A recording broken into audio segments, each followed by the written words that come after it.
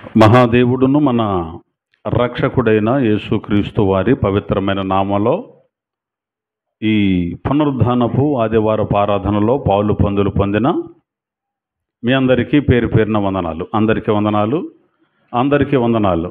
Sound ఇంకొంచెం పెట్టాలి. Praise the lord. హల్లెలూయా, హల్లెలూయా. ఇక్కడ ఎవరు లేరు. హల్లెలూయా. ఈ ఆదివారపు ఆరాధనలో పాలు పొందులు పొందినటువంటి వారికి మరొక్కసారి వందనాలు. ఈ రోజున మనం బైబిల్ గ్రంథంలో నుంచి ఒక వ్యక్తి చరిత్రను నేర్చుకోబోతున్నాం. ఈ సంగతిని జాగ్రత్తగా గమనించడానికి ప్రయత్నం చేద్దాం. సిలువ మోసిన సీమోను అనేటువంటి ఆయన గురించి మనం బైబిల్ గ్రంథంలో ఈ రోజున నేర్చుకోబోతున్నాం. మీకు ఒక 3 రెఫరెన్సులు చెబుతాను. త్వరగా వాటిని ఒకసారి చదివి వినిపిస్తే ఇక విషయంలోనికి మనం వెళదాం. మత్తయి సువార్త 27వ అధ్యాయం 32వ వాక్యం. మత్తయి సువార్త 27వ అధ్యాయం 32వ వచనం. వారు వెళ్ళుచుండగా కురేనీయుడైన సీమోనను ఒకడు కనబడగా ఆయన సిలువ మోయుటకు అతనిని బలవంతము చేసిరి. మార్కు సువార్త 15వ అధ్యాయం 21వ వాక్యం. మార్కు సువార్త కురేనీయుడైన సీమోనను ఒకడు పల్లెటూరి నుండి వచ్చి ఆ మార్గమున పోవుచుండగా ఆయన సిలువ మోయుటకు అతనిని బలవంతము చేసిరి. లూకా సువార్త 23వ అధ్యాయం 26వ వచనం కూడా ఒకసారి చదవండి. వారాయనను తీసుకుని పోవుచుండగా పల్లెటూరు నుండి వచ్చుచున్న కురేనీయుడైన సీమోనను ఒకని పట్టుకుని యేసు వెంట సిలువ మోయుటకు అతని మీద దానిని పెట్టిరి. చాలండి. యేసుక్రీస్తు ప్రభుల వారు సిలువ మోసినటువంటి సీమోనును గూర్చి మత్తయి, మార్కు, లూకా ఈ 3 కూడా వ్రాశారు. యోహాను గారు మాత్రం ఈయనను గురించి వ్రాయలేదు. ఈ మత్తయి, మార్కు, లూకాలు వ్రాసినటువంటి ఈ సందర్భాన్ని మనం ఒకసారి జ్ఞాపకం చేసుకోవాలి. కురేనీయుడైనటువంటి సీమోనను ఒకడు కనబడగా ఆయన సిలువ మోయుటకు అతనిని బలవంతము చేసిరి అని వ్రాయబడింది. మత్తయి గారు చెబుతూ సీమోను అనే ఒకడు కనబడ్డాడట. ఆ కనబడిన అతన్ని సిలువ మోయటానికి బలవంతము చేశారు అని వ్రాయబడింది. మార్కు గారు చెబుతాడు, మార్గమున పోవుచుండగా, సీమోను అనేవాడు మార్గమున పోవుచుండగా ఆయన సిలువను మోయుటకు బలవంతము చేసిరి అని ఆయన రాశాడు. లూకా గారైతే కురేనీయుడైన సీమోనును ఒకనిని పట్టుకుని యేసు వెంట సిలువ మోయుటకు దానిని ఆయన మీద పెట్టిరి అన్నాడు. ఒక ఆయనేమో కనబడితే అతని మీద బలవంతంగా సిలువ మోపారు అన్నాడు.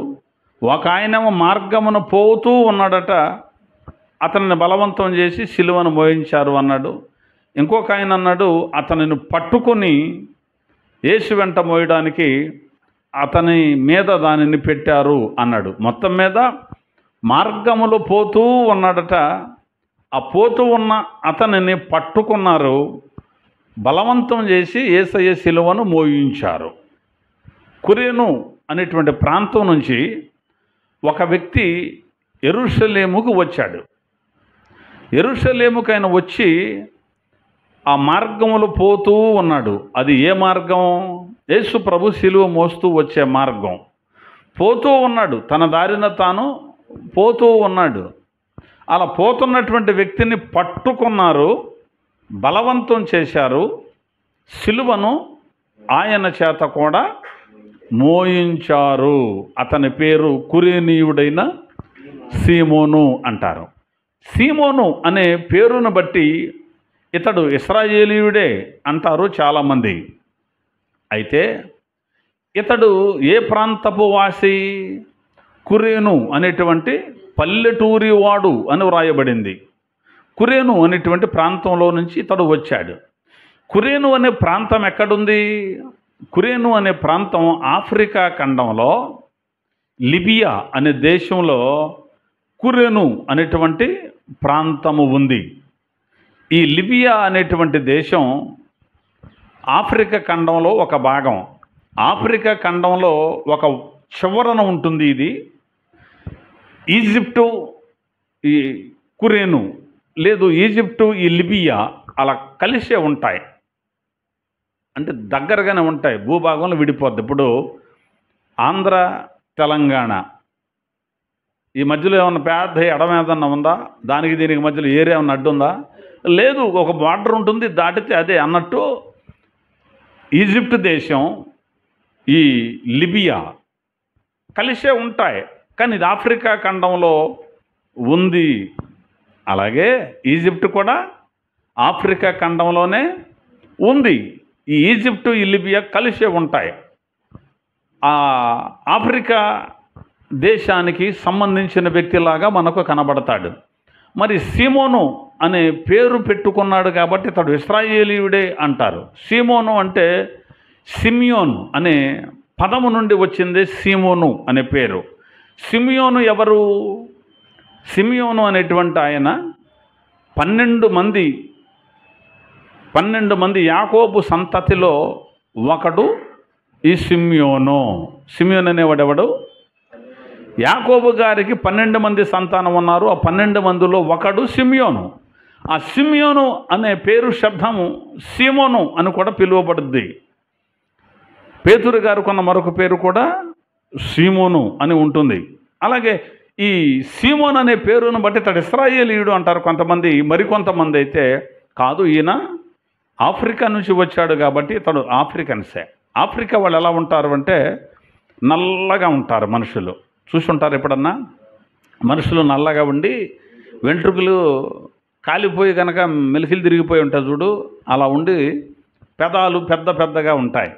ఆఫ్రికన్స్ నల్లని వారు అంటారు, వారిని నిగ్రోలు అంటారు.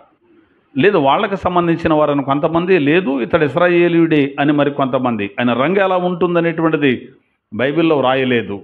మరి అక్కడ నుంచి ఇశ్రాయేలు నుంచి ఆఫ్రికాకి ఇశ్రాయేలు ఎప్పుడు వెళ్ళుంటారు అంటే ది గ్రేట్ అలెగ్జాండర్ అనేటువంటి ఆయన యుద్ధం చేశాడు కదా, అలాంటి టైంలో ఈ ఇశ్రాయేలు నుంచి కొంతమంది అక్కడికి పోయి అక్కడ నివాసం ఉన్నారని మరి కొంతమంది చెబుతారు.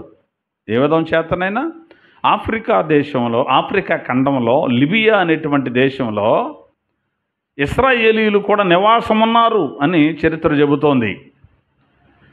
అయితే అక్కడ నుండి యెరూషలేముకు వెళుతున్నాడు, లేదా యెరూషలేముకు వస్తున్నాడు ఈ సీమోను అనేటువంటి వ్యక్తి. అతని పేరుకు ముందు అతని ఊరి పేరు కూడా రాశారు. ఏ పేరు అది? కురేనియా అనేటువంటిది రాశారు. అది పల్లెటూరు అని బైబిల్ చెప్పింది.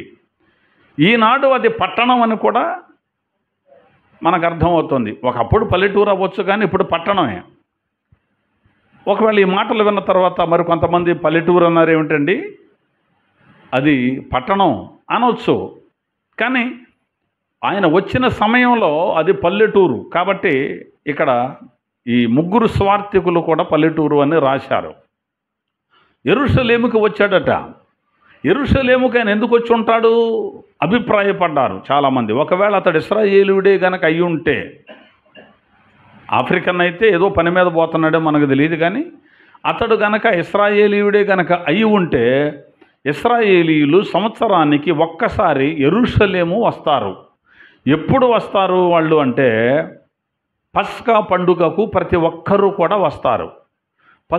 పస్కా పండుగ అనేటువంటిది మొదటి నెలలో 14వ తారీఖు నుండి అది ప్రారంభమై 21వ తారీఖు వరకు జరుగుతుంది. పస్కా పండుగ ఆ మరుసటి దినం నుండి పులియని రొట్టెల పండుగ, వారం రోజులు ఈ పండుగ జరుగుద్ది. ఇశ్రాయేలీలు అనబడిన వారు ప్రపంచవ్యాప్తంగా ఎక్కడ ఉన్నా వాళ్ళు ఆ పస్కాను ఆచరించడానికి, పులియని రొట్టెల పండుగలో పాలు పొందులు పొందడానికి ఇశ్రాయేలీలు వస్తారు. ఆ పని మీదే ఆయన అక్కడికి వచ్చి ఉంటాడు అని కొంతమంది చెబుతున్నారు. అంటే యేసయ్యను సిలువ వేసే సమయం ఏ సమయం అంటే పస్కా పండుగ సమయం. పులియని రొట్టెల పండుగ మొదటి రోజు గడిచిన తరువాత ఆ తెల్లారి యేసుక్రీస్తు ప్రభుల వారు సిలువ వేయబడి చంపబడ్డాడు. పులియని రొట్టెల పండుగలో మొదటి దినమునే యేసుక్రీస్తు ఆయన శిష్యులు మేడ మీద పులియని రొట్టెల పండుగను పస్కాను ఆచరించారు. అది బైబిల్లో వ్రాయబడింది. మొదటి దినమునే వాళ్ళు దానిని ఆచరించారు. ఆ రాత్రి యేసయ్యను పట్టుకుంటారు. ఒకసారి ఆ మాటను మనం చూద్దాం. మత్తయి సువార్తలో ఆ మాట చూపిస్తే బాగుంటుంది. మత్తయి సువార్త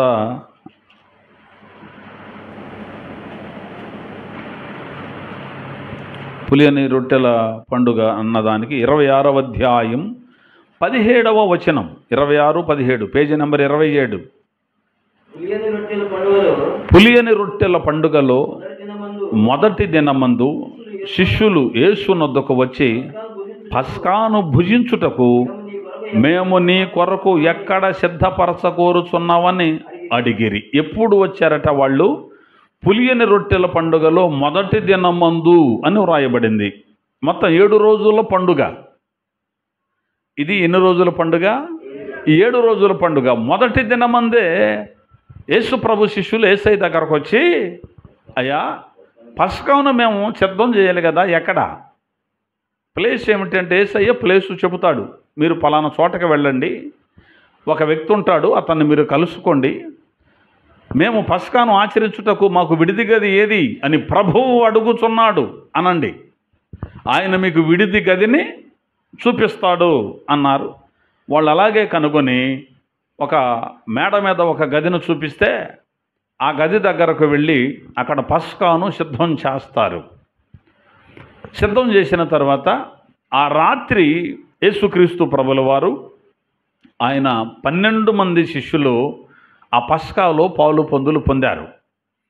యేసుక్రీస్తు ప్రభుల వారు ఆ రాత్రి ఒక రొట్టెను ఎత్తుకొని కృతజ్ఞతాస్తుతులు చెల్లించి దానిని విరిచి, ఇది మీ కొరకు విరువబడిన నా శరీరం, నన్ను జ్ఞాపకము చేసుకున్నట్టుకై దీనిని చేయుడని వారికి ఆ రొట్టెను అప్పగించాడు.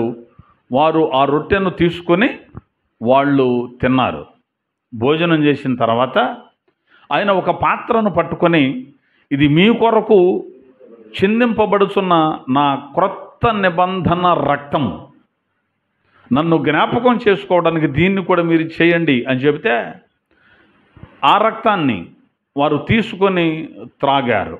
ఆ రాత్రి ఇస్కరియోతు అనబడినటువంటి యోధా అనేటువంటి వాడు యేసయ్యను పట్టించడానికి సిద్ధంగా ఉన్నాడు. అప్పుడు యేసయ్య అంటాడు, నా గడియ వచ్చింది, నేను అధికారుల చేతికి అప్పగించబడుతున్నాను, పాపుల చేతికి అప్పగింపబడబోతున్నాను, నన్ను అప్పగించబోయేవాడు మీలోనే ఉన్నాడు అన్నాడు. వాళ్ళందరూ కంగారు పడ్డారు, నేనా ప్రభువా, నేనా ప్రభువా, నేనా ప్రభువా అని. అప్పుడు యోధా కూడా అంటాడు, ప్రభువా నేనా అన్నాడు. నీవన్నట్టే, ప్రభు చెప్పేశాడు స్పష్టంగా, నీవన్నట్టే, వెళ్ళి నీవు చేయవలసింది ఏదో చెయ్యి అన్నాడు. వారిలో నుంచి ఆ భోజన పంక్తిలో నుంచి ఆ రొట్టె తీసుకున్న తరువాత ఎప్పుడైతే ఆ రొట్టె తీసుకున్నాడో యోధ అతనిలో సాతాను ప్రవేశించాడు. అప్పుడు వాడు లేచి వెళ్ళిపోయాడు. యేసయ్య శరీరాన్ని ఎప్పుడైతే తీసుకొని తిన్నాడో తిన్న వెంటనే యోధాలో సాతాను ప్రవేశించాడు. యేసయ్య శరీరం తింటే సాతాను ప్రవేశిస్తాడా? ప్రవేశిస్తాడు. అయోగ్యంగా ఎవరైతే యేసయ్య శరీర రక్తాలలో పాలు పొందులు పొందుతారో వారిలో సాతాను ప్రవేశిస్తాడు. సాతాను గనక ప్రవేశిస్తే అతడు యేసయ్య శరీర రక్తాలలో పాలు పొందులు పొందుతూనే ఉంటాడు, కానీ మార్పు చెందడం కష్టం. అలా యోధా వెళ్ళిపోయాడు. యేసయ్య ఎక్కడికి పంపాడు యోధాని? ఏమో ఏదో పని మీద పంపించుంటాడులే అనుకున్నారు మిగిలిన వాళ్ళు. ఇక ప్రభువుల వారు అన్నారు, ఇక పదండి మనం వెళ్ళి ప్రార్థన చేద్దాం అని వాళ్ళు గెత్సెమని తోటలోనికి వెళ్ళారు. శిష్యులను అన్నాడు, మీరంతా ఇక్కడే ఉండండి, మీరు ప్రార్థన చేయండి అని ఇంకొక ముగ్గురిని కాస్త నాతో రండని కొంత దూరం తీసుకెళ్ళాడు. మీరు కూడా ప్రార్థన చేయండి అన్నాడు. వారిని కూడా విడిచిపెట్టి యేసు ఒంటరిగా వెళ్ళిపోయాడు. ఒంటరిగా ఉండి ఆ రాత్రి యేసుక్రీస్తు ప్రభుల వారు ప్రార్థన చేస్తున్నాడు. పులియని రొట్టెల పండుగ మొదటి దినం రాత్రి యేసయ్య ప్రార్థన చేస్తున్నాడు. మిగిలిన వాళ్ళు శిష్యులు కూడా ప్రార్థనలో ఉన్నారు. వాళ్ళు కాసేపు ప్రార్థించారు. స్తోత్రం యేసయ్య, వందనాలయ్య, ప్రభువా నీకు స్తోత్రం అన్నారు. పులియని రొట్టెల పండుగ కదా, భోజనం చేశారు కదా, కడుపు నిండింది కదా, తోటలో ఉన్నారు కదా, రాత్రిపూట కదా, చల్లగా ఉంది. వాళ్ళు నిద్రలోనికి జారుకున్నారు.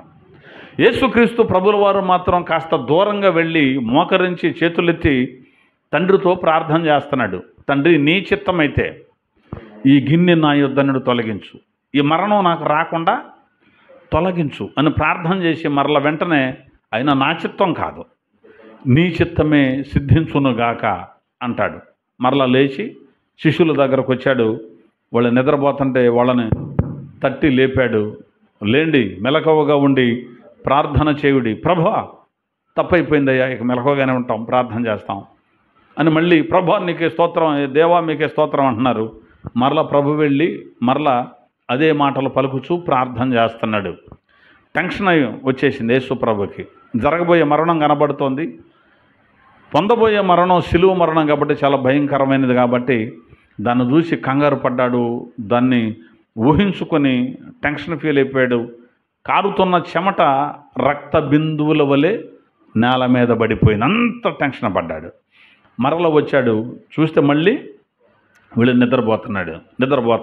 మళ్ళీ అన్నాడు, ఒక్క గడి అయినా మీరు మేలుకొని ప్రార్థించలేరా అని చెప్తే అయ్యా ప్రార్థన చేస్తామన్నారు. అలా జరిగిన తర్వాత యేసు ప్రభుల వారు అన్నాడు, ఇక నిద్రపోండి, పర్వాలేదు, సమయం అయిపోయింది, ఇక మీరు నిద్రపోవచ్చు, మనిషి కుమారుడు పాపిష్టుల చేతికి అప్పగించబడే సమయం వచ్చేసింది అని చెప్పగానే ఈలోపు ప్రధాన యాజకుల యొద్ద నుండి ప్రజలు, అలాగే అధికారులు, పెద్దలు దివిటీలు పట్టుకొని, గొలుసులు పట్టుకొని, కత్తులు పట్టుకొని యేసు ప్రభువును పట్టుకోవడానికి వచ్చేశారు. వారితోనే ఇస్కరియోతు యోధా కూడా వచ్చాడు. ఇస్కరియోతు యోధా వచ్చి యేసయ్య దగ్గరికి వెళ్ళి, బోధకుడా నీకు శుభము అని ముద్దు పెట్టుకున్నాడు. ఎందుకంటే ఆ రాత్రి అంతమందిలో యేసు ఎవరో మేము ఎలా గుర్తుపట్టాలి అని వాళ్ళు అడిగారు. నేను ఎవరినైతే ముద్దు పెట్టుకుంటానో ఆయనే యేసు అని గుర్తు మీకదే అన్నాడు ఇస్కరియోతు యోధా. ఈ ఇస్కరియోతు యోధాని ఎందుకు అప్పచెప్పాడు అంటే ధనాపేక్ష కలిగిన వాడై 30 వెండి నాణాలకు యేసయ్యను అమ్మేశాడు. సమయం కోసం కనిపెట్టాడు. ఆ రోజు సమయం వచ్చింది, వచ్చి యేసయ్యను అప్పగించాడు. అప్పుడు యేసయ్య మీద దొమ్మిగా పడ్డారు, ఆయన్ను పట్టుకున్నారు. అక్కడ పేతురు కత్తి తీశాడు, యుద్ధం చేయబోయాడు. ప్రధాన యాజకుని దాసుడు ఒకడు ఉంటే మలుకు అతని చెవి తెగ నరికితే యేసయ్య అతని చెవిని మరలా తీసి అతనికి అంటించి బాగు చేసి ఆయన అన్నాడు, వారిని వదిలిపెట్టండి, నన్ను పట్టుకెళ్ళండి అన్నాడు. శిష్యులు ఎక్కడ వాళ్ళు అక్కడ పారిపోయారు, అందరూ వెళ్ళిపోయారు. యేసు ఒక్కడే మిగిలాడు. ఆయన్ను పట్టుకున్నారు. ఆయనను ఈడ్చుకొని పోయి అని రాసుంది. ప్రధాన యాజకుని ఇంటి దగ్గరకు ఈడ్చుకొని పోయారు. అప్పటికే అక్కడ అందరూ సమకూడారు. సన్హెద్రిన్ సభ అని ఒకటి ఉంది బైబిల్లో. పెద్దలంతా కూర్చుంటారు, ఆలోచన పరులంతా కూర్చుంటారు, న్యాయాన్ని తీరుస్తారు. ఒకళ్ళు ఇద్దరు చెప్పినటువంటి సాక్ష్యం మీద ఒక వ్యక్తికి శిక్షను విధించవచ్చు. అబద్ధపు సాక్షులను రాత్రి ప్రేరేపించి చెప్పటం, మీరు ఇలా చెప్పండి ఇలా చెప్పండి అని చెబుతున్నారు, కానీ సక్సెస్ అవ్వట్లా. ఎవరు అబద్ధపు సాక్ష్యాన్ని చెప్పలేకపోతున్నారు, అది షింక్ అవ్వట్లా. మరి ఏమిటి అని ఇక ప్రధాన యాజకుడు రాత్రి ఏం చేశాడంటే, నువ్వేమీ అరమర లేకుండా మాట్లాడు, అసలు నువ్వెవరవో స్పష్టంగా మాతో చెప్పు, నువ్వు క్రీస్తువా అని ప్రధాన యాజకుడు అడిగాడు. ప్రధాన యాజకుడు అంటే దేవుని యొక్క ప్రతినిధి, దేవునికి నరులకు మధ్యవర్తి. మనందరి పాపముల కొరకు, తన పాపముల కొరకు కూడా పస్కా పశు యొక్క రక్తాన్ని తీసుకొని, గొర్రెపిల్ల యొక్క రక్తాన్ని తీసుకొని అతి పరిశుద్ధ స్థలంలోనికి ప్రవేశించేవాడే ప్రధాన యాజకుడు. ఆ ప్రధాన యాజకుడు అడుగుతున్నాడు, నీవు క్రీస్తువైతే మాతో స్పష్టంగా చెప్పు అన్నాడు. ఆయన అన్నాడు, ఎస్ నేను క్రీస్తునే. ఇది మొదలుకొని మనుష్య కుమారుడు మహామహుని యొక్క కుడి పార్శ్వమున కూర్చుండటం మీరు చూస్తారు. ఆ దేవాది దేవుని కుడి పక్కన కూర్చోవడం మీరు చూస్తారు అన్నాడు. ప్రధాన యాజకుడు గనక ఆ దేవుని యొక్క కుడి పక్కన కూర్చొని స్థానం ఎవరిదో ఎరిగినవాడు గనక ప్రధాన యాజకుడు తన వస్త్రాలు చింపుకొని, ఇక సాక్షులతో మనకు పని ఏంటి? ఇతడు దేవదూషణ చేశాడు. అంటే నేను దేవుణ్ణని చెప్పుకున్నాడు, అక్కడ నేను మెస్సియానని చెప్పుకున్నాడు, నేను దేవునితో సమానుడని చెప్పుకున్నాడు యేసయ్య. కాబట్టి అంత దేవదూషణ చేసిన వాడితో ఇక సాక్షులతో పనేంటి అని తన వస్త్రాలు చింపుకొని ఇతనికి మరణశిక్ష విధించాలి. ఆ మరణశిక్ష విధించే అధికారం మనకు లేదు. ఇతనిని పిలాతు దగ్గరకు తీసుకుపండి అని యేసయ్యను పిలాతు దగ్గరకు రాత్రి తీసుకెళ్లారు. ఆ రాత్రి పిలాతు భార్యకు కల వచ్చింది. అతడు నీతిమంతుడు, అతను జోలికి పోవద్దని. ఆవిడకు స్వప్నం ముందు దర్శనం వచ్చింది.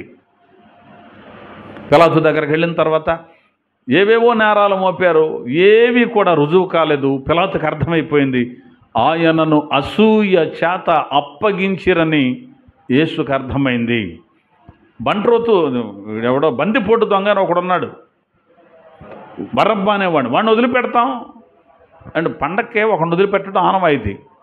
మరి ఈ బంట్రోతు దొంగ, ఈ బందిపోటు దొంగను వదిలిపెట్టమా, యేసయ్యను వదిలిపెట్టమా అని అడిగితే యేసయ్యకి సిలువేసి వీడిని మాత్రం మాకు వదిలిపెట్టండి, విడుదల చేయండి, మాకివ్వండి, ఈ బందిపోటు దొంగనైతే వదిలిపెట్టండి, యేసును మాత్రం సిలువ వేయండి, సిలువ వేయండి అని కేకలేశారట. బైబిల్ గ్రంథం చెబుతుంది, వారి కేకలే గెలిచాను. దేవునికి ఒకసారి గట్టిగా స్తోత్రం చెల్లిద్దామా? అందరూ వింటున్నారా? వారి కేకలే గెలిచాను. ఇక ఉదయం అయిపోయింది. యేసయ్యను కొరడాలతో కొట్టడానికి అప్పగించేశాడు. యేసయ్యను కొరడాలతో కొట్టారు. ఆయన వస్త్రాలు తీసేశారు, వేరే వస్త్రాలు ఆయనకు తొడిగారు. ఒక రెల్లు, ఒక కర్ర ముక్క తీసుకొచ్చి ఆయన చేతులు పెట్టారు. ఒక ముండ్లతోలని కిరీటం తెచ్చి ఆయన తల మీద పెట్టారు. ఇవి నువ్వు యూదులకు రాజు అని చెప్పుకుంటున్నావు కదా, రాజుగారికి కిరీటం కావాలి కదా అని ముండ్లతోలని కిరీటం యేసయ్య తలపై పెట్టారు. మరి రాజదండం ఉంటుంది చేతులు, ఆ కర్రాల చూపిస్తే ఇక శాసనమే. కాబట్టి ఒక రెల్లు, ఒక చిన్న కర్ర పుల్ల ఒకటి తెచ్చి చేతిలో పెట్టి ఆయన ఎదుట సాష్టాంగపడి సైనికులు యూదుల రాజా నీకు శుభమని హేళన చేశారు. రాజుగారు అంటారా, చూడండి కిరీటం పెట్టుకున్నాడు అని ముళ్ళ కిరీటం పెట్టి ఆ రెల్లు తీసి మరి ఆ చేతిలో కర్ర తీసి దాంతో నేను తల మీద కొట్టారని బైబిల్లో వ్రాయబడింది. గడ్డನ್ನು పట్టుకొని పెరికారు, మోమును ఉమ్మేశారు, వెనక నుండి గుద్దారు, మరలా వస్త్రాలు తీశారు, ఆయన వస్త్రాలు ఆయనకు తొడిగించారు. ఇక ఉదయం తీర్పు పూర్తయిన తర్వాత ఉదయం 6 గంటలు అవుతోంది. ఆ సమయంలో యేసయ్య మీద ఒక భారమైన శిలువను మోపారు. 150 కిలోల బరువు ఉంటుంది అని అంచనా వేస్తున్నారు. ఆ శిలువ యేసయ్య భుజం మీద పెట్టారు. యేసయ్య అక్కడ నుండి గొల్గతా అనబడిన స్థలం వరకు శిలువను మోసుకుంటూ వెళ్ళాలి. యేసయ్య శిలువ మోస్తూ వెళ్ళాలి. ఆ మోసేటువంటి క్రమంలో దాదాపుగా 14 స్టేషన్స్ అంటారు, 14 స్థలాలు ఉంటాయి. ఇలా మోస్తూ మోస్తూ ఆయన పడిపోతున్నాడు. మరలా ఆయన కొట్టి లేపుతున్నారు, మరలా ఆయన భుజం మీద పెడుతున్నారు, మరలా ఆ శిలువను మోసుకుంటూ వెళ్ళిపోతున్నాడు. ఈయన ఆ ప్రాంతానికి వెళ్ళాలి, అక్కడ శిలువ వేయబడి చచ్చిపోవాలి. ఈయన భారమైన శిలువను మోస్తూ మోస్తూ వెళుతున్నప్పుడు ఈ యేసుక్రీస్తు ప్రభుల వారు క్రింద పడిపోయి ఇక లేవలేని స్థితి వచ్చింది. అది 5వ స్టేజీ అంటారు, 5వ స్టేషన్ అంటారు. 5వ ప్లేస్లోనికి వచ్చి పడిపోయాడు, ఇక లెగలేకపోతున్నాడు. సరే ఏదో రకంగా ఆయన నిలబెట్టి శిలువను మోపిద్దాం అనుకుంటే మోసే స్థితి లేదు, ఎందుకంటే కొట్టేశారు. యేసయ్యను బాగా కొట్టారు కనుక శక్తి లేదు, బలం లేదు, శిలువను మోయలేడు. 14వ స్టేషన్ వరకు ఉండాలి, అంటే ఆ కొండ వరకు మోయాలి. ఆ మోయలేనటువంటి ఆ పరిస్థితిలో ఎవరో ఒకరు మోయొచ్చుగా, మనుషులు ఎవరు లేరా? చాలామంది ఉన్నారు. ఆయన శిష్యులు లేరా? పారిపోయారు, ఒక్కడు కూడా లేడు. అందరూ పారిపోయారు, ఒక్కడు కూడా లేడు. కానీ సిలువ మోయడానికి, యేసుకు సహాయం చేయడానికి ఎవరు లేరు. అదేంటంటే అంతమంది ఉన్నారు కదా, ఎవరో ఒకరు భుజం మీద పెట్టవచ్చుగా. అపచారం. సిలువనెవరు తాకకూడదు. సిలువ అంటే అపవిత్రమైంది. సిలువ అంటే శాపగ్రస్తులకు వేసేది. సిలువను ముడితే, ఆ సిలువను అంటుకుంటే మేము శాపగ్రస్తులమైపోతాం అంటే అంత అసహించుకునేటువంటిదే సిలువ. మరి ఆ సిలువను ఎవరు మోస్తారు? అందుకే ఎవడికైతే సిలువ వేస్తారో ఎవడి సిలువ వాడే మోయాలి. ఎక్కడైతే సిలువ వేసి దాని మీద వ్రేలాడదీసి చంపుతారో అక్కడ వరకు అతనే మోసుకోవాలి ఆ సిలువను. ఆ సిలువ మోసిన వాడు శాపగ్రస్తుడు కనుక ఆ చచ్చేటప్పుడు నేల మీద ఉండి చచ్చిపోతే నేల అపవిత్రమైపోద్ది కాబట్టి నేలకు కూడా అంటకుండా చచ్చిపోవాలి ఈ శాపగ్రస్తుడు. సిలువ మోయడం అంటే అంత భయంకరం. సిలువ శిక్ష అంటే అంత భయంకరమైంది. అందుకే భూమికి ఆకాశానికి మధ్యలో వేలాడదీసి చంపుతారు సిలువ వేసేవాడిని. అర్థమవుతుందా? అంటే నేల మీద ఆనుకొని ఉండగా అతని ప్రాణం పోతే ఈ నేల పాడైపోద్ది ఈ దౌర్భాగ్యుడి వల్ల అని. అంత భయంకరం సిలువ అంటే. అందుకే బైబిల్ చెబుతోంది, మ్రాను మీద వేలాడదీయబడిన వాడు దేవునికి శాపగ్రస్తుడు. ద్వితీయోపదేశ ఖండంలో ఉంటుంది. శపించబడిన వాడిని, శాపగ్రస్తుడిని, మరణానికి తగ్గ పాపం చేశాడని రుజువు చేయబడిన వాడిని సిలువేస్తారు. మరి ఇప్పుడు ఒక వ్యక్తిని సిలువ మోసుకుంటూ తీసుకెళ్ళేటప్పుడు సైనికులు ఏం చేస్తారంటే ముందు నడుస్తూ ఒక బోర్డు పట్టుకుంటాడు, ఇలా ముందు నడుస్తూ వెళతాడు. ఆ బోర్డు మీద ఏమైనా రాస్తారంటే ఇతడు ఏదైతే తప్పు చేశాడో ఇతనిని సిలువ వేయడానికి గల కారణం ఏమిటో దాని మీద వ్రాయాలి. ఎవడైనా ఆ బోర్డు మీద అతడు చేసిన తప్పును చూసి ఇలాంటి పని చేస్తే ఇలాంటి శిక్ష వేస్తాడన్నమాట అని గుర్తుకొచ్చి మళ్ళీ జీవితంలో అలాంటి పని చేయకుండా ఉండటానికి అలాంటి శిక్ష విధిస్తారు. అలా యేసుక్రీస్తు ప్రభుల వారు కూడా సిలువ మోస్తుంటే ముందెళ్తున్న సైనికులు కొంతమంది ఆ బోర్డు ఒకటి ఉంది, దాన్ని పట్టుకొని వెళ్తున్నారు. పిలాతు గారు రాయించాడు అది. ఏమిటి ఇతడు చేసిన పాపం? ఎందుకని యేసయ్యని సిలువ వేయవలసి వచ్చింది? ఎంతమంది నన్ను చంపాడా? మనుషులను చంపాడా? బందిపోటు దొంగ, రాజద్రోహ? ఏమిటి ఇతను చేసిన పాపం అంటే అక్కడ రాశారు, యేసు యూదులకు రాజు. నజరేయుడైన యేసు యూదులకు రాజు. అంటే ఈయన పాపం ఏమిటట? ఈయన యూదులకు నేను రాజునని చెప్పుకున్నాడు. ఎంత ఆశ్చర్యకరం అండి! ఎంత న్యాయమైన తీర్పో చూడండి. అలా సిలువను మోస్తున్నాడు, మొయ్యలేనటువంటి స్థితి వచ్చింది. 5వ ప్లేస్లోకి వస్తే అప్పుడు కురేను అనే ప్రాంతం నుంచి, పల్లెటూరు నుంచి ఒక వ్యక్తి వస్తున్నాడు. అతను సీమోను అని రాయబడింది. అతడు కనబడ్డాడు. అప్పుడు అతన్ని పట్టుకొని బలవంతం చేశారు. రా సిలువ మోద్దుగానని. నేను రాను, నాకు సంబంధం ఏంటి? నేనేదో నా పని మీద వెళ్తున్నాను, నేనేదో పండుగలో నేను ఆ పండుగను ఆచరించడానికి వెళ్తున్నాను అని అతడు వెళుతున్నాడు. యూదుడు సిలువను ముట్టడం, సిలువ వేసేటప్పుడు ఆ సిలువను ముడితే ఆడు అపవిత్రుడు. రెండవది ఇతడు పండుగను ఆచరించడానికి, ఏ పండుగ అది? పులియను రొట్టెల పండుగను ఆచరించడానికి వచ్చాడు కాబట్టి ఆ సిలువ శాపగ్రస్తుడిదైతే అది నా మీద ఏమిటి? దాన్ని నేను పట్టుకుంటే అపవిత్రుడైపోతాను కదా, నేను రాను అన్నట్టుగా అతడు అనుంటాడు కాబట్టి అతనిని బలవంతము చేసిరి అని రాయబడింది. బలవంతం చేశారు, రమ్మన్నారు. బహుశా ఆయన వచ్చి చూసుంటాడు, అక్కడ పరిస్థితిని చూసుంటాడు. అంతగా కొట్టారేమిటి, మరి ఇంతగా ఆయన బాధ పెడుతున్నారేమిటి అని అనుకుని ఉంటాడు. కాస్త మానవత్వం పనిచేసి ఉంటుంది. అతడు పల్లెటూరి వాడు అని ఉంది. పట్టణంలో ఉన్న వ్యక్తికి పల్లెటూరులో ఉన్న వ్యక్తికి సహజంగానే తేడాలు ఉంటాయి. పట్టణంలో పక్కనే ఒకడు భోజనానికి చచ్చిపోతున్నాడు అన్నగానే వాడితో నాకు సంబంధం లేదని కనీసం అయ్యో అని కూడా అనటానికి ఇష్టపడరు. మనకెందుకు వచ్చింది అనుకొని ఎవరి దారిని వాళ్ళు వెళ్ళిపోతారు. మన ఇంట్లో మనమే ఉంటామే, ఆ పక్క పోర్షన్లో ఉన్నది ఎవడో కూడా మనకు తెలియదు, వాళ్ళ పేరు తెలియదు, వాళ్ళు ఏం ఉద్యోగం చేస్తారో తెలియదు.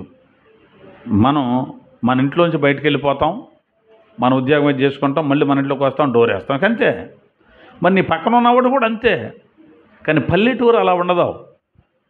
పక్క వాళ్ళతో, ఇరుగు పొరుగు వాళ్ళతో, ఊరిలో ఉన్న వాళ్ళందరితో మనకు మంచి చెడలు ఉంటాయి. మంచి మాట్లాడతాం, మంచికి వెళతాం, చెడుకి వెళతాం, అన్నిట్లో కూడా పాలు పొందులు పొందుతాం. మన ఊరిలో ఆ చివర ఉన్నటువంటి ఇంటి ఆయన పేరు ఏంటంటే ఇంటి పేరుతో సహా, ఆయన పేరుతో సహా, ఆయన పిల్లల పేర్లతో సహా మొత్తం చెబుతాం. మరి పట్టణంలో పక్కనున్న వాడి పేరే తెలియదు, అంత తేడా ఉంటుంది. ఎవడైనా కాస్త భోజనానికి చచ్చిపోతున్నాడు అంటే మనమే పిలిచి ఒక షేరు బియ్యం ఇచ్చి వండుకుని తినరంటాం, అది పల్లెటూరు. పట్టణం అయితే మనకు సంబంధం, ఇల్లు అడిగినా కానీ ఆ స్త్రీడెవడో నన్ను అడుగుతున్నాడు, మళ్ళీ నాకెక్కడ తప్ప ఎలవ అవతలకని డోర్ క్లోజ్ చేసేస్తారు. ఇతడు పల్లెటూరి వాడు, ఇతనికి మనస్సు కరిగింది. యేసు వైపు చూశాడు. తల మీదేమో ముండ్ల కిరీటం ఉంది. కిరీటం పెట్టారేమిటి? సిలువేసి ప్రతి వాడి కిరీటం పెడతారా? మళ్ళీ ముళ్ళతో పెట్టరు. మరి ఈయనకి ఎందుకు పెట్టారు? ఈయన యూదులకు రాజు అని చెప్పుకున్నాడు కాబట్టి. ఆ ముళ్ళు తలలో గుచ్చుకున్నాయి, రక్తం గారుతోంది, అతని వస్త్రాలన్నీ తడిచిపోయాయి, పడిపోయాడు, లేవలేని స్థితి.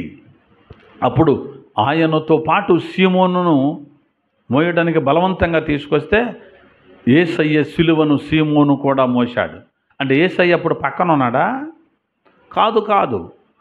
ఎద్దుల బండి మీద 2 ఎద్దులను కట్టి కాడిని ఒకవైపు ఒక ఎద్దు, మరొక వైపు మరొక ఎద్దుని పెడతారే, అలా యేసు ప్రభుల వారు ఒకవైపు, ఈ సీమోను ఒకవైపు సిలువను మోస్తూ వెళ్ళారు.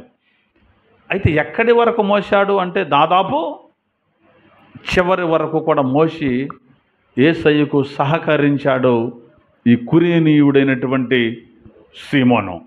యేసయ్య సిలువ మోసే గొప్ప భాగ్యం ఎవరికి వచ్చింది అంటే కురేనీయుడైన సీమోనికి వచ్చింది. అక్కడ అంటారు, ఆయనను బలవంతము చేసిరి అని రాయబడింది. బలవంతంగా మోపించారు, ఆయన ఇష్టపడి మోసింది కాదు. ఈ కురేనీయుడైన సీమోను అలా యేసయ్య సిలువను మోయటం ద్వారా ఈ కురేనీయుడైనటువంటి సీమోనికి 2 పిల్లలు ఉన్నారు. అలెగ్జాందరు, రూపు అని 2 పిల్లలు ఉన్నారని బైబిల్లో ఉంది. తరువాతి దినాల్లో వాళ్ళు పౌలుకి సహాయంగా ఉన్నారు, పౌలుకి సహకారులుగా ఉన్నారు. వాళ్ళు కూడా పరిచర్య చేశారు. ఒకసారి స్తోత్రం చెబుదామా? నిద్రపోయేవాళ్ళు నిద్రపోతున్నారు కొంతమంది. దేవునికి ఒకసారి స్తోత్రం కలుగునగాక. ఏది నిద్రపోతున్నందుక స్తోత్రం కాదు. ప్రైజ్ ది లార్డ్, హల్లెలూయా. బలవంతంగా ఆయన మీద సిలువను మోపారు, సిలువను మోయడానికి బలవంతం చేశారు. ఏదో ఒక రకంగా ఆ అదృష్టం అనుకోని రీతిలో సీమోనుకు దక్కింది, కురేనీయుడని సీమోనుకు దక్కింది. యేసయ్య సిలువ మోయడంలో ఆయన మోయలేని స్థితిలో అవకాశం, తన శిష్యులకు కూడా లేని అవకాశం సీమోనుకు దక్కింది. ఎంత ధన్యుడో, ఎంత గొప్పవాడో. లోకమంతా ఏమో అదొక శాపం అనుకుంటుంటే ఈయనకు అది ధన్యమైపోయింది. యేసయ్యతో కలిసి సిలువ మోసేటువంటి గొప్ప అవకాశం ఈ కురేనీయుడైనటువంటి ఈ సీమోనుకు వచ్చింది. ఎలా వచ్చింది? బలవంతం చేసి ఏదో ఒక విధంగా సిలువను మోయించారు. ఈ రోజున కూడా ప్రతి దైవజనుడు, ప్రతి సువార్థికుడు మిమ్మల్ని బలవంతం చేస్తున్నారు యేసయ్యను నమ్మమని. ప్రేమతో చెప్పో, గద్దించి చెప్పో, లేకపోతే మీ అవసరతలు తీర్చి చెప్పో, లేకపోతే మీరు ఎక్కడికి వెళితే అక్కడికి మీ వెంట వచ్చో, ఏదో ఒక రకంగా యేసయ్యను గురించి చెప్పి బలవంతం చేస్తున్నారు, ప్రభువుని నమ్మండి అని. ఎందుకని వద్దు మాకు చెప్పొద్దు అన్నా కానీ ఈ సేవకులు యేసయ్యను గురించి చెబుతున్నారు. ఎందుకని చెబుతున్నారు అంటే ఈ సేవకులను దేవుని ప్రేమ బలవంతము చేస్తుంది అని బైబిల్లో ఉంది.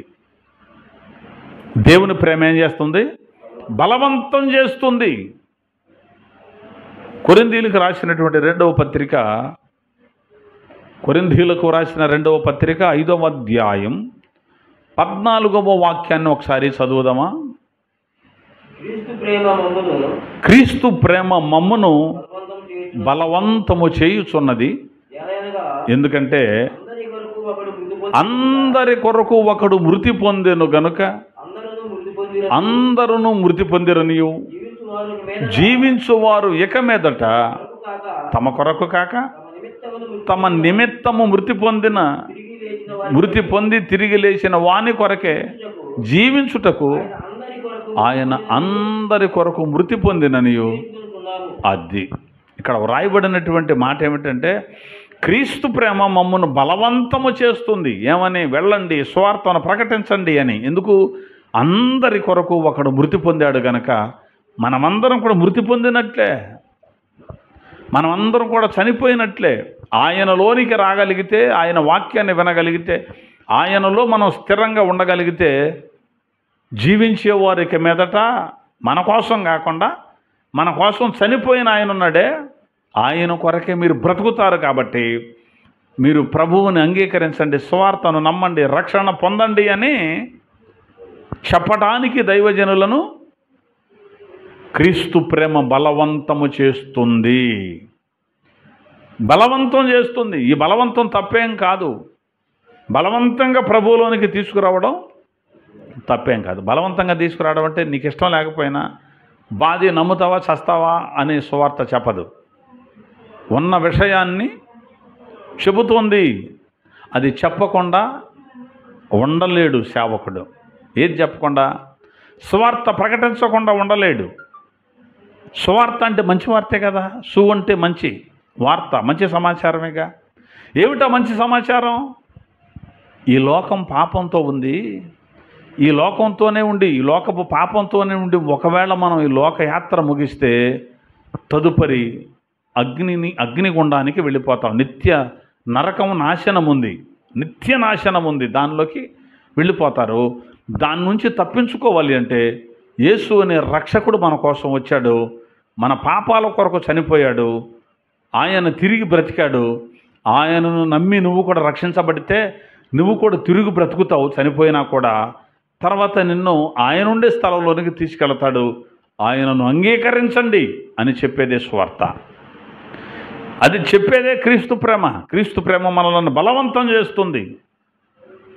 మరి మనం మరణాన్ని, నరకాన్ని తప్పించుకొని పరలోకానికి వెళ్ళాలి అంటే సువార్తను మనం నమ్మి అంగీకరించాలి. అంటే బాప్తిసం పొందాలి, సంఘంలో చేర్చబడాలి, ఆయన శరీర రక్తాల్లో పాలు పొందులు పొందాలి. అప్పుడు నిత్య నరకానికి బదులుగా నిత్య జీవానికి మనము ప్రవేశిస్తాము అని బలవంతం చేయబడి చెబుతున్నారు దైవజనులు. కొడుతున్నారు అయినా చెబుతున్నారు, తిడుతున్నారు అయినా చెబుతున్నారు, బతకలేకట బయలుదేరారు అంటున్నారు అయినా నవ్వుకొని మళ్ళీ అదే సువార్త ప్రకటిస్తున్నారు. మా ఊరు రావడానికి వీల్లేదు అంటున్నారు, అయినా పర్వాలేదులే అనుకొని ఆ ఊరు వదిలిపెట్టి మరొక ఊరు వెళుతున్నారు. అర్థమవుతుందా? ఎక్కడికైనా వెళ్ళి సువార్త ఎందుకు చెబుతున్నారంటే బలవంతం దేవుని ప్రేమ చేస్తుంది. అలాగే సీమోను ద్వారా మనం నేర్చుకోవలసిన పాఠం ఇదే.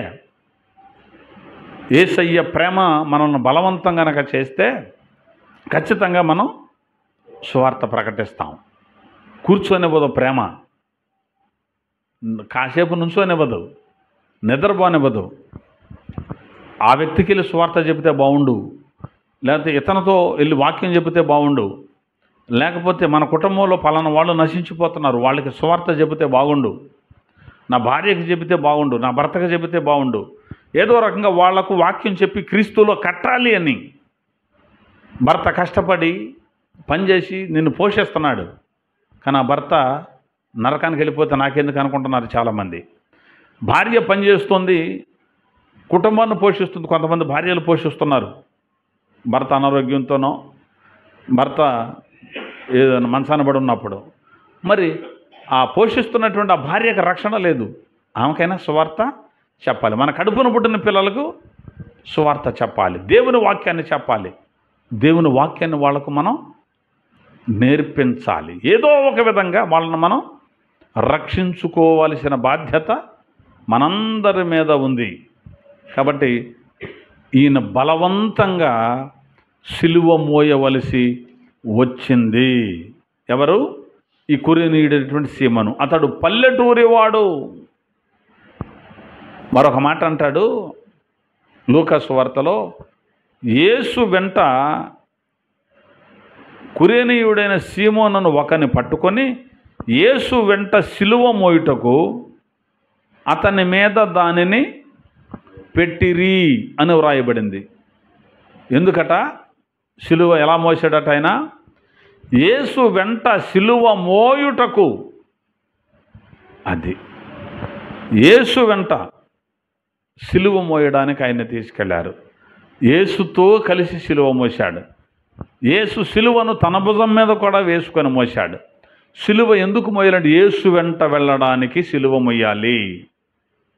అది కురేనీయుడని సీమోన్ చేశాడు. మనం కూడా ఏం చేయాలి? ఇప్పుడు సిలువ మోస్తూ యేసు వెంట వెళ్ళాలి.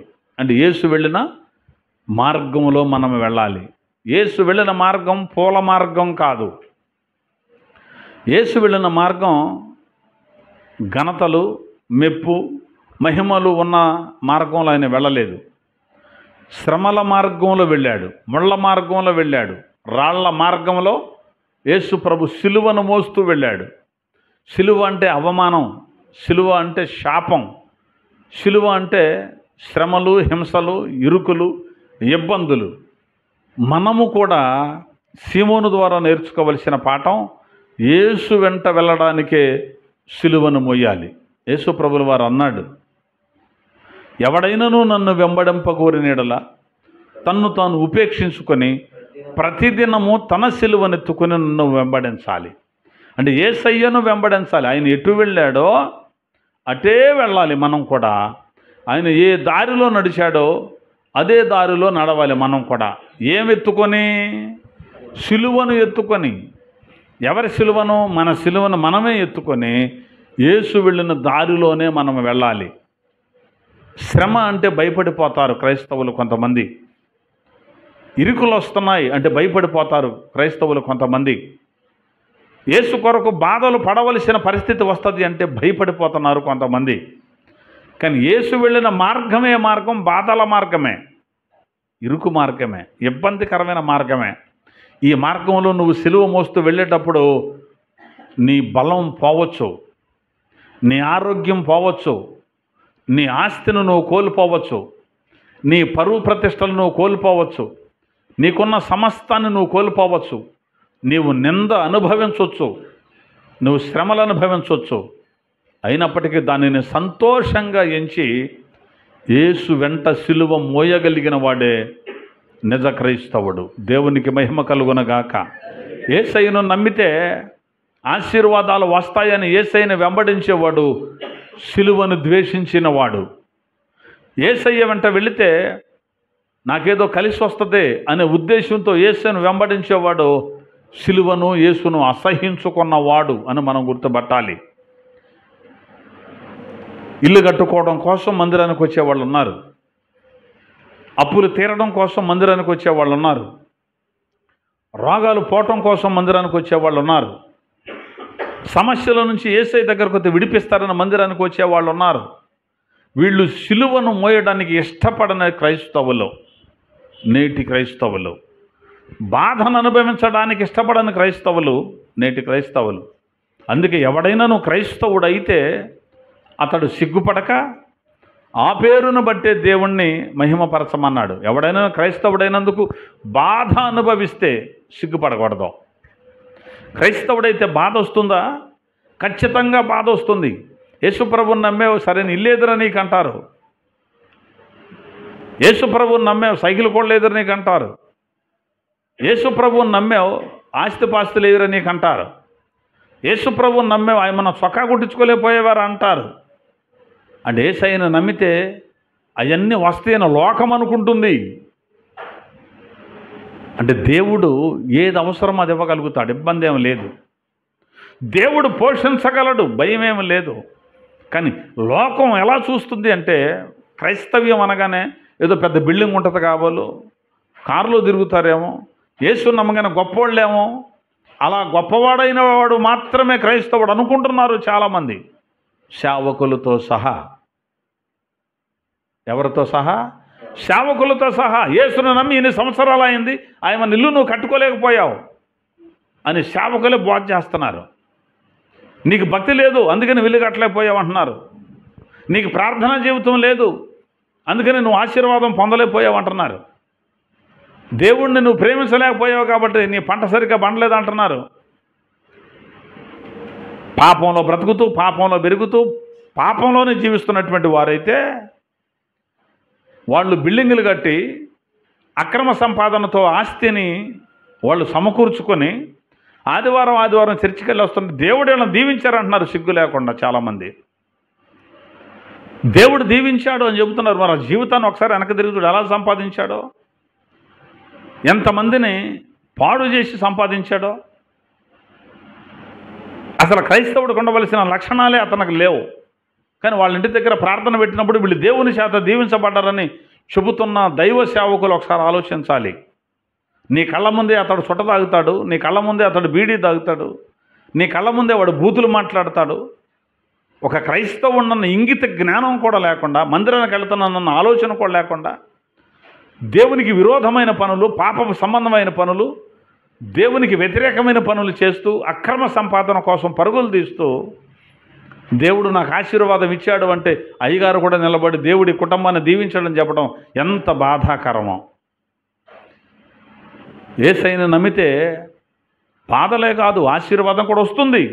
కానీ ఆశీర్వాదం కోసం యేసును నమ్మకూడదు, యేసు వెంట వెళ్ళకూడదు. ఈ సీమోను ద్వారా మనం నేర్చుకుంటున్నటువంటి పాఠం.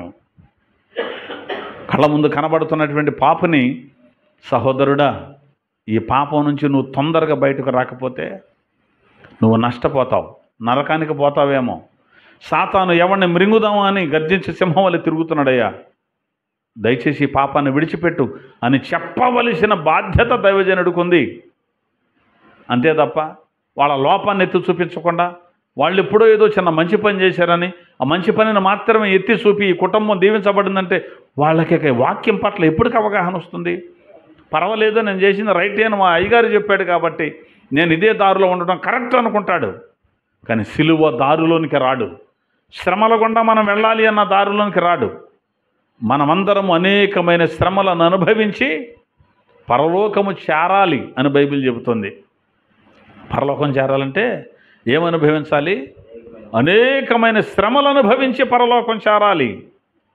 నిజ క్రైస్తవులు తిండికి కూడా లేక బాధపడేవాళ్ళు బోళ్ళు మంది ఉన్నారు. కానీ ఈనాటి బోధకుల బోధ వింటే వాళ్ళను మనం ఏమనుకోవాలి అంటే వాళ్ళు నిజంగా క్రీస్తును నమ్మలేదు అనుకోండి, అందుకే దరిద్రంలో పడి చచ్చిపోతున్నారండి అనుకోవాలి. దేవుడు నాకు బంగళా ఇచ్చాడు, నీకు ఎందుకు ఇవ్వలేదని అడుగుతున్నారు కొంతమంది బోధకులు. దేవుడు నాకు కారు ఇచ్చాడు, నీకెందుకు ఇవ్వలేదని అడుగుతున్నారు కొంతమంది బోధకులు. దేవుడు నన్ను లక్షాధికారం చేశాడు, నిన్నెందుకు చేయలేదని అడుగుతున్నారు కొంతమంది బోధకులు. అర్థమవుతుందా?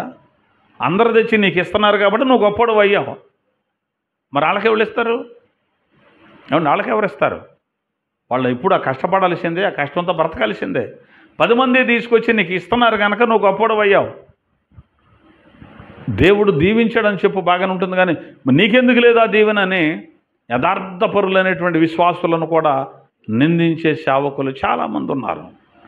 కానీ ఆశీర్వాదం అనేటువంటిది మనం సంపాదించిన సంపాదన మీద ఆధారపడి లేదు.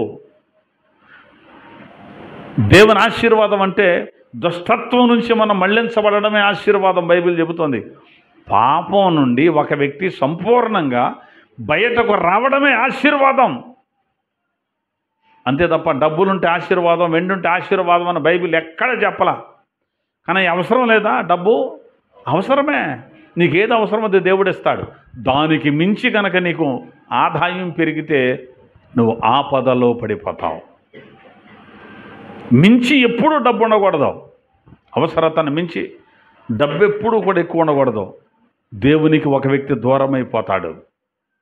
కాబట్టి దేవుణ్ణి నువ్వు కలిగి ఆస్తిపరుడు అయ్యావనుకో అసలు ఇబ్బందే లేదు. ఎందుకంటే ఆ ఆస్తి ఉన్నా నువ్వు అలాగే ఉంటావు, అది లేకపోయినా అలాగే యేసుతోనే ఉంటావు. కాబట్టి యేసు వెంట వెళ్ళాడట సిలువను మోస్తూ. మరి మనం అవమానాన్ని భరిస్తూ యేసు వెంట వెళుతున్నామా? ఎవరన్నా ఏదన్నా ఒక మాట అన్నారంటే బట్టలు చింపేసుకుంటాం, తట్టుకోలేం. నన్ను ఇంతలా మాట అంటావా నువ్వు, ఇంతలా అంటే అంటాడు. ఏంటి అర్థమవుతుందా? అంటే అన్నాడు అనిపించుకోవాలి. ఎందుకంటే నువ్వు దేవుని బిడ్డవు కనుక. గుండెల్లో పొడిచే మాటే అన్నారు, అన్నే వాళ్ళ కర్మ. వదిలేయి, యేసయ్యా ఆ బిడ్డను కూడా రక్షించు అని ప్రార్థన చేయగలగాలి. నీ శత్రువు కోసం నువ్వేం చేయాలి? ప్రార్థన చేయాలి. రూపిస్తాను పద అని కాలర పట్టుకొని 10 మందిలోకి తీసుకొచ్చి బజార్ల నుంచి పెట్టి తగువ పెట్టి గడ్డి పెట్టానండి. ఇది కాదు క్రైస్తవుడి లక్షణం.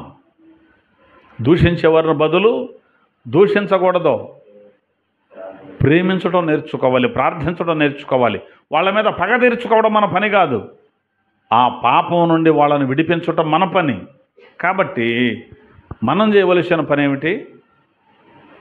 యేసుక్రీస్తుని వెంబడిస్తూ వెళ్ళాలి, సిలువ మోస్తూ. ఎక్కడి వరకు మొయ్యాలి? మరణము వరకు మొయ్యాలి, చావు వరకు మొయ్యాలి. ప్రాణం పోయే అంతవరకు కూడా సిలువను మనము మోయాలి.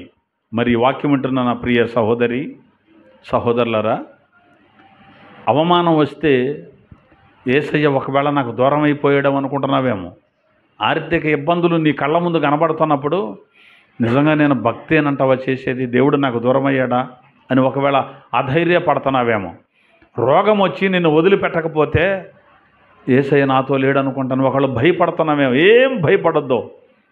వాక్యానుసారంగా నువ్వు గనక బ్రతుకుతుంటే ఏ సమస్య నీ మీదకి వచ్చిన భయం అనేది అవసరత లేదు. రోగంలో గుండకు వెళ్ళాలా, అది దేవుని చిత్తమైతే అలాగే వెళదాం. సమస్యలో గుండకు వెళ్ళాలి, అది దేవుని చిత్తమైతే అలాగే వెళదాం. ఎంతోమందిని బాగు చేసిన పౌలు భక్తుడే అతనికి ఒక ముళ్ళు ఉంది అన్నాడు, ఒక జబ్బు ఉంది, దాన్ని తీసేయమని 3 సార్లు ప్రార్థన చేస్తే ప్రభు అన్నాడు, నేను తీయను, నా కృప నీకు చాలు. అంతే, అది దేవుని చిత్తం అతనిలో అది ఉండడం. అలాగే కొన్ని సమస్యలు మనల్ని పట్టి పీడించడం దేవుని చిత్తమేమో, దాని నుంచి విడిపించమని ప్రార్థన చేశావు, అది పోలేదనుకో దేవుని చిత్తమేమో. కానీ దేవునికి దూరం అవ్వకుండా బ్రతకటం మాత్రమే నేర్చుకోవాలి. అర్థమవుతుందా? ఆస్తి ఉండి తర్వాత పోయిందనుకో, ఈ దేవుడు నమ్ముకున్నాను అంతా పోయిందని ఈడు కూడా పోతాడు. అలా కాదు, మనగా యేసయ్యను నమ్ముకోవాలి. అర్థమవుతుందా? ఆయనని వెంబడించాలి. మరి బాప్తిసం పొందిన నా ప్రియ సహోదరి సహోదరులరా, యేసయ్యను శ్రమల ద్వారా వెంబడించాలన్న సంగతి నేర్చుకున్నాం కదా. కారణం ఏంటంటే మన గురువుగారే, మన యేసయ్యే ఆ శ్రమల గుండా సిలువను మోస్తూ వెళ్ళాడు. ఆయనతో కలిసి మన సిలువను మోయడానికి ఎంతమంది ఇష్టపడుతున్నారు? నీకు ఇష్టం లేకపోయినా సువార్త బలవంతం చేస్తోంది, దేవుని ప్రేమ బలవంతం చేస్తోంది. ఆయనను గురించి కనుక అవగాహన కలిగి ఆయన ఎలాంటి వాడో తెలుసుకుంటే నిజంగా సిలువ మొయ్యకుండా ఉండలేం. సీమోనికి తెలియదు ఆయన ఎవరో, సీమోనుకు తెలియదు ఆ యేసు ఎందుకు సిలువ వేయబడ్డాడో.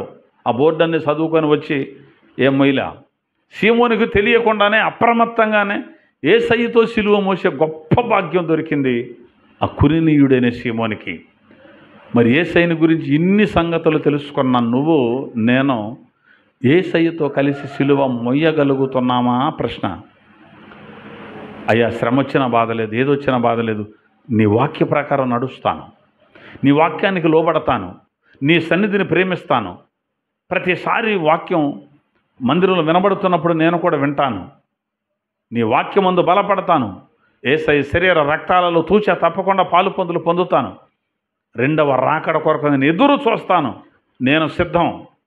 ప్రభువా నువ్వు ఈ రోజున నన్ను పిలిచిన నేను సిద్ధంగా ఉన్నాను, నేను నీ వాడను అని ఎంతమంది చెప్పగలరా? ఇంకా బాప్తిస్మం లేకుండా, మారు మనసు లేకుండా, ప్రభువుని అంగీకరించకుండా ఇంకా ఎవరైనా ఉంటే, యేసయ్య ఈ రాత్రి నిన్ను పిలిస్తే, నరులారా తిరిగి రండి అనే లిస్టులో ఒకవేళ నీ పేరుంటే ఈ రోజున పరిస్థితి ఏమిటి? ఎత్తబడి గుంపులో నువ్వు ఉన్నావా?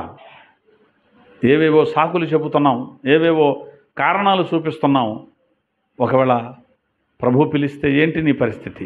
ఎక్కడికి వెళతావు?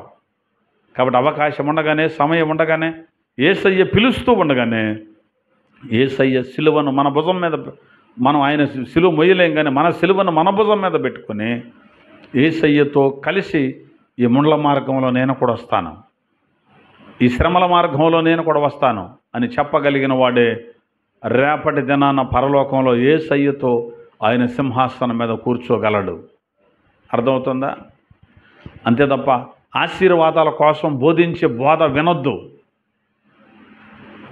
దేవుడు మీకు ఆస్తినిచ్చేస్తాడు, మీరు గొప్పలైపోతారు, కళ్ళు మూసుకొని చెబుతున్నారు కొంతమంది, నీకు త్వరలో మంచి ఉద్యోగం రాబోతుంది, త్వరలో నీ బ్రతుకు బాగుండబోతుంది, దేవుడు నిన్ను దీవించబోతున్నాడని కళ్ళు మూసుకొని నీ తల మీద చెబితే అదే నిజం అనుకొని అక్కడే ఏడ్చి అక్కడే ఏదో ప్రార్థన చేసుకొని దానికోసం ఎదురు చూస్తున్నారు తప్ప పాపం మానడానికి ఇష్టపట్ల. ఎందుకంటే వీళ్ళు చెప్పేవాళ్ళు కూడా ఇలాగే చెబుతున్నారు.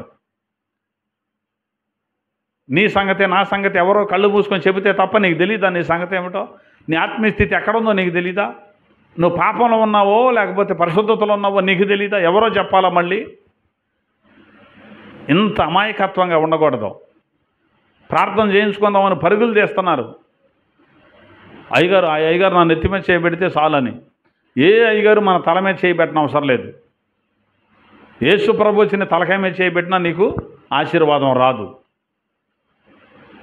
అర్థమవుతుందా? యేసయ్య వచ్చి తల మీదని చేయబెట్టిన ఆశీర్వాదం రాదు నువ్వు మార్పు చెందకపోతే. మార్పు ముఖ్యం. యేసయ్యతో కలిసి నడవడం ముఖ్యం. ఆ నడిచే నడక ముళ్ళ బాట అయి ఉంటుంది. దానికి ఇష్టపడిన వాళ్ళే యేసయ్య దగ్గరకు రావాలి. ఎన్ని సంవత్సరాల నుంచి మందిరానికి వెళుతున్నారు చాలామంది కదా. కనీసం ఇంత బాధ వస్తే తట్టుకోలేరు, ఇంత సమస్య వస్తే తట్టుకోలేరు. యేసయ్యను అంగీకరిస్తుండగా, యేసయ్యను వెంబడిస్తుండగా మందిరానికి వెళ్ళటం అలవాటైపోయింది.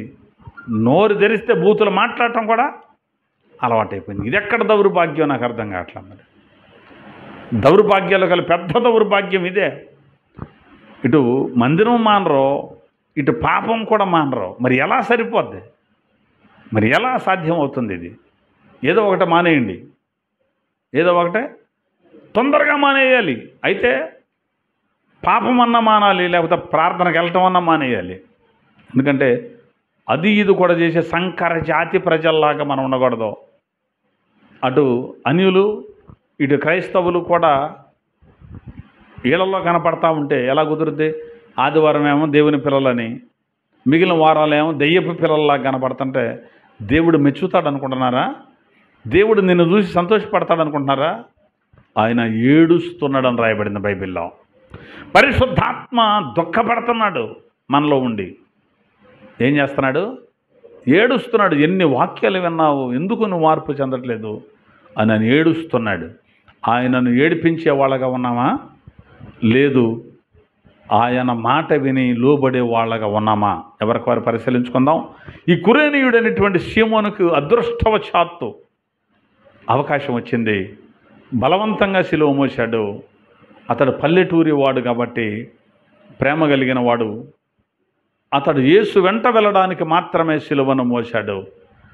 మరి అన్నీ ఎరిగిన మనం యేసు వెంట వెళ్ళడానికి సిద్ధపడుతున్నామా, ఇష్టపడుతున్నామా? ఒకవేళ నేను యేసు వెంట వెళ్ళడానికి ఈ రోజు నుంచి సిలువ మోస్తాను అని ఎవరైనా తీర్మానం చేసుకుంటే మీ కొరకు ప్రార్థన చేస్తాను. కళ్ళు మూసుకోండి.